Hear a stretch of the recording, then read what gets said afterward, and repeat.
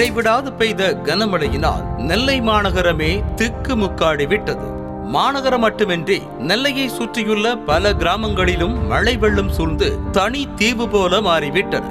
ஆற்றங்கரையோர பகுதிகளில் உள்ள மக்கள், குடியிருப்புகளுக்குள் மழைநீர் புகுந்ததால் பாதிக்கப்பட்ட மக்கள் என ஏராளமானோர் பத்திரமாக மீட்கப்பட்டு பாதுகாப்பான இடங்களில் தங்க வைக்கப்பட்டனர்.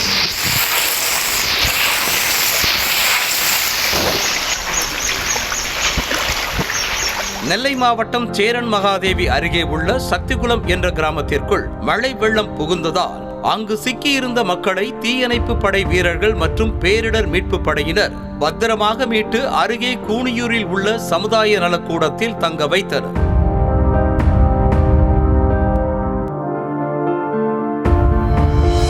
மூன்று நாட்களுக்கு பின்னர் சமுதாய நலக்கூடத்தில் இருந்து புறப்பட்டு சக்திகுளம் கிராமத்திற்கு திரும்பி சென்ற மக்கள் தாங்கள் வாழ்ந்த வீடுகள் இடிந்து சின்னாபின்னமாகி கிடப்பதை பார்த்து கதி கலங்கி விட்டனர்.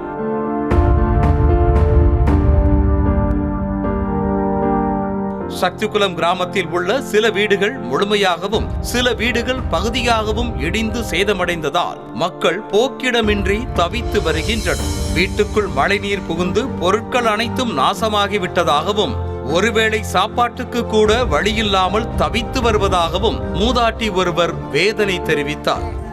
ஊடு வாசல்லாம் நொறுங்கி கிடக்கு, பூரா சிந்தி அரிசி நெல்லுகளெல்லாம் சிந்தி இருக்கு.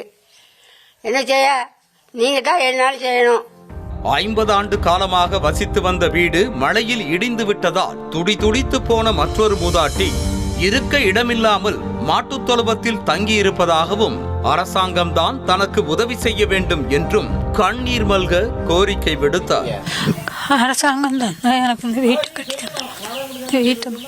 கட்டி தந்த போதுமே ஒரு சீட்டு கொடுத்திருந்தாலும் நான் போற அன்னைக்கு போறதுக்கு கூட இடம் இல்லாம ஆண்டவர் என்ன வச்சுட்டாரு சொல்லி.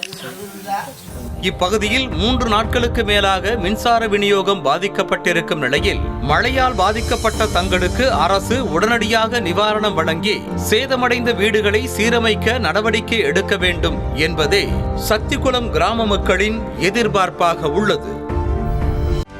செய்திகளை உடனுக்குடனும் துல்லியமாகவும் தெரிந்து கொள்ள சப்ஸ்கிரைப் பண்ணுங்க.